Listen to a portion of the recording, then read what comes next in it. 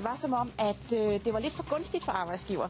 Det betyder, at akutte patienter faktisk kom hurtigere igennem, end de ville gøre, hvis ikke der var konflikt.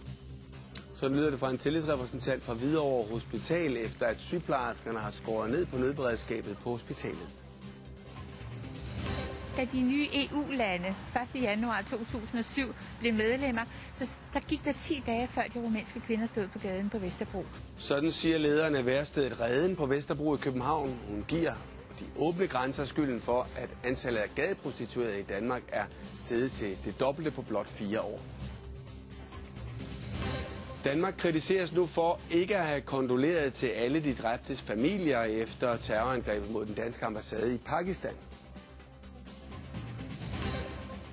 I Kina kæmper man stadig mod den sø, der opstod efter jordskælvet i Sichuan-provinsen.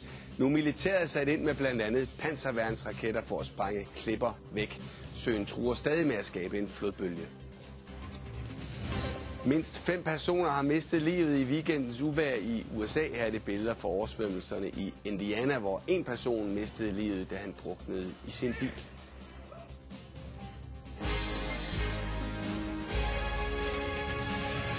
I eftermiddag mødes Danske Regioner og Sundhedskartellet i et sidste forsøg på at nå til enighed om en ny overenskomst. Samtidig har sygeplejerskerne i dag optrappet konflikten ved at skære i nødberedskaberne på Hvidovre Hospital og Herlev Hospital.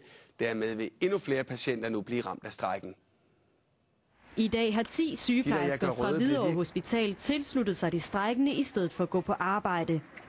Sygeplejerskerne har gjort nødberedskabet mindre, fordi de ikke føler, at deres konflikt gør rigtig ondt på arbejdsgiverne.